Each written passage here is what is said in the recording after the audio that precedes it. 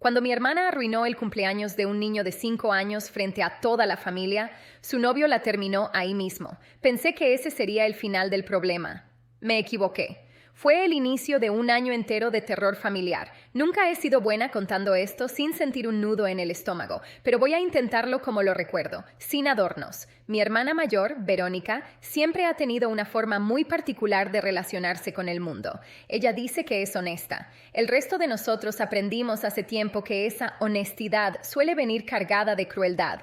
En las reuniones familiares hacía comentarios sobre el peso de alguien, la ropa de otro o el aspecto físico de quien se cruzara. Si alguien se ofendía, ella se encogía de hombros y decía que solo estaba diciendo la verdad.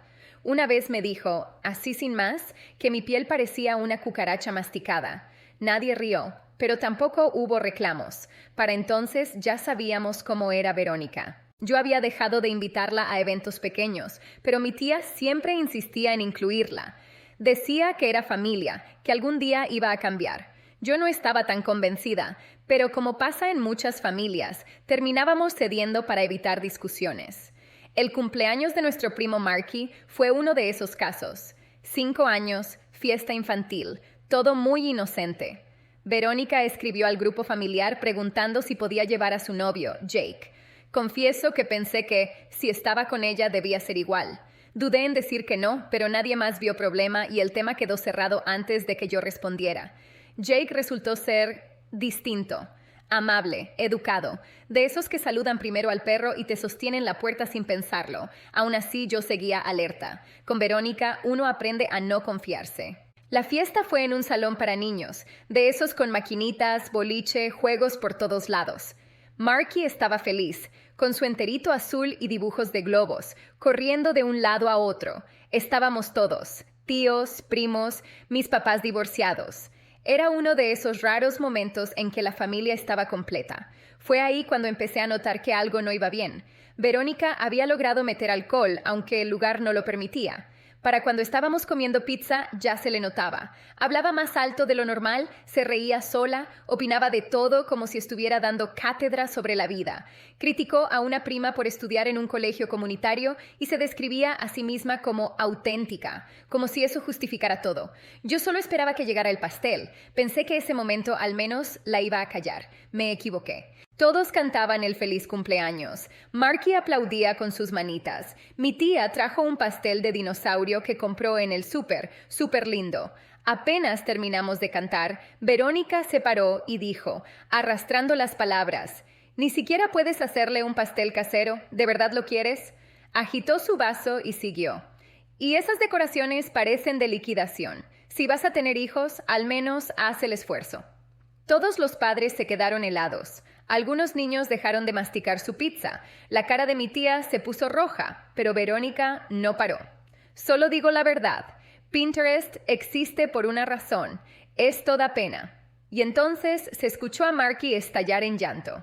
Ese llanto triste y profundo que hacen los niños cuando sienten que su mundo se viene abajo. Decía entre sollozos que la tía Verónica dijo que el pastel de mami era feo. Preguntaba por qué mami no hizo algo lindo. Jake se paró tan rápido que su silla se cayó. Le dijo, «Dame mis cosas, se acabó». Verónica se rió tambaleándose. «¿Qué? Ni siquiera he comido pastel». «Ya no hay un nosotros», la interrumpió Jake mirándola directamente. «Acabo de verte arruinar la fiesta de un niño de 5 años. ¿Qué clase de persona hace eso?» Mi tío susurró un «guau» desde el otro lado del salón. Verónica intentó justificarse diciendo que los niños necesitan entender lo que es tener estándares, y la voz de Jake se quebró. Tiene 5 años. Él cree que su mamá es lo máximo y tú acabas de decirle que no lo quiere lo suficiente. Fue hacia mi tía, le entregó $500 por la fiesta, le pidió disculpas y le dijo a Verónica que se buscara cómo volver a casa y que borrara su número. Y se fue. Verónica se quedó congelada unos 3 segundos hasta que le cayó el 20. Agarró su bolso y corrió tras él con los tacones resonando en el piso del arcade. Mi papá murmuró, bien por él. Marky por fin dejó de llorar lo suficiente para preguntar, ¿ya se fue la señora mala? Sí, se había ido. Y no la volvimos a ver hasta una semana después. Pero no fue Verónica quien tocó la puerta de mi tía. Fue una trabajadora social. Alguien había hecho una denuncia anónima diciendo que se había servido alcohol a menores en una fiesta infantil y acusando a mi tía de negligencia. La investigadora llegó a las 8 de la mañana un martes. Mi tía me llamó llorando, apenas podía hablar. Le explicó que Verónica fue quien trajo el alcohol sin que nadie lo supiera. Le mostró el recibo del lugar que confirmaba que no permitían bebidas, pero la investigadora solo anotaba con expresión seria. Pidió los nombres y teléfonos de todos los que asistieron. A mí me llamaron 2 días después. Les conté todo. Cómo Verónica metió el alcohol, cómo hizo llorar a Marky, cómo Jake la terminó frente a todos. Pero ahí no acabó. Mi tía tuvo que pasar por 3 visitas más en su casa. Revisaron su refrigerador buscando alcohol al alcance de Marky. Entraron al cuarto del niño. Lo entrevistaron sin su mamá presente. Marky no dejaba de preguntar si estaba en problemas por haber llorado en su cumpleaños. Empezó a tener pesadillas con la señora mala volviendo. Mi tía tuvo que tomar clases de crianza los sábados durante 6 semanas, conduciendo 45 minutos de ida y vuelta. Si faltaba alguna, corría el riesgo de perder la custodia. Sabíamos que había sido Verónica. ¿Quién más conocería tantos detalles de la fiesta? ¿Quién más sería tan rencorosa? Pero no podíamos probarlo. Fue entonces cuando Jake me escribió por Facebook, un mensaje larguísimo pidiendo disculpas por todo. Me contó que Verónica no dejaba de escribirle desde diferentes números, primero rogándole que volvieran, después diciendo que estaba embarazada. Él sabía que era mentira. Ella decía tener 3 meses cuando solo habían salido 2. Hasta le mandaba fotos de ecografías que había sacado de internet. Jake buscó una de las imágenes y era de un blog de embarazo de 2015. Y entonces empezaron las cosas verdaderamente raras. Mi prima Emma empezó a recibir mensajes en Instagram desde una cuenta que usaba sus propias fotos. Alguien había creado un perfil falso y les escribía a todos sus amigos diciendo cosas horribles sobre la familia. Después apareció un perfil falso de mi tío Richard en Facebook, publicando comentarios ofensivos en grupos de la comunidad. Recursos Humanos de su trabajo lo llamó a una reunión. Tuvo que demostrar que no era él.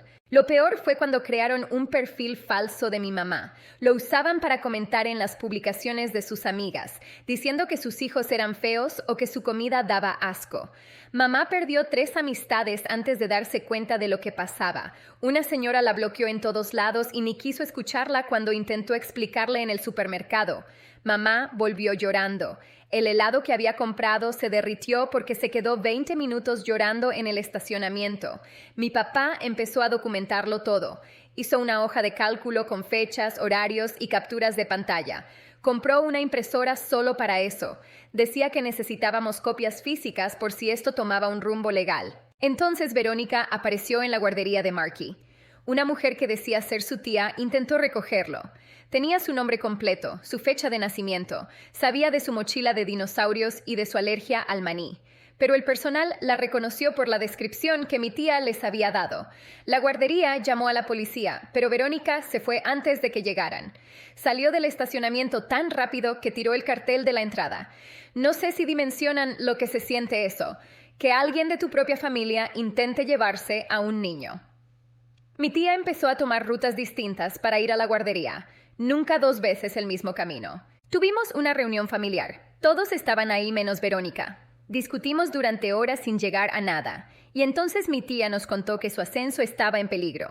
Su jefe había recibido correos anónimos diciendo que era alcohólica y que ponía en riesgo a los niños. Llevaba 8 años trabajando ahí con un historial impecable. El ascenso quedó en pausa sin fecha. La injusticia le quebró la voz. A mí me rajaron las llantas del coche, las 4, cortadas con precisión. Un vecino había visto a una mujer con capucha rondando mi auto la noche anterior. Y casualmente la cámara de seguridad del estacionamiento dejó de funcionar esa noche. 4 llantas nuevas me costaron casi $600. Hice un reporte policial, pero sin pruebas no podían hacer nada. Las denuncias anónimas seguían llegando a nuestros trabajos, a nuestras casas. Mandaban cartas físicas a familiares lejanos con comentarios crueles, fotos de reuniones con caras rayadas y anotaciones diseñadas para que todos se pelearan entre sí. Y lo estaban logrando. Viejos resentimientos salían a flote. La familia estaba destrozada y no sabíamos cómo detenerla. Fue mi prima, la que sabe de tecnología, quien descubrió algo crucial. Todos usábamos un calendario compartido de Google desde que organizábamos eventos familiares. Verónica todavía tenía acceso. Podía ver cada cita, cada horario de trabajo, cada fin de semana fuera. Llevábamos meses dándole nuestra rutina completa sin darnos cuenta. Le quitamos el acceso de inmediato, pero el daño ya estaba hecho. Y después instalé una cámara en mi departamento. Una básica que se conectaba al celular. 3 días después, recibí una alerta de movimiento estando en el trabajo. Abrí la app esperando ver a mi gato, pero vi a Verónica. Estaba en mi departamento revisando cajones como si fuera su casa. Se guardó unos tenedores, tomó una foto familiar y hasta se sirvió una soda de mi refrigerador. Llamé a la policía. Tenía el video. Pero cuando fueron a interrogarla, ella tenía una coartada.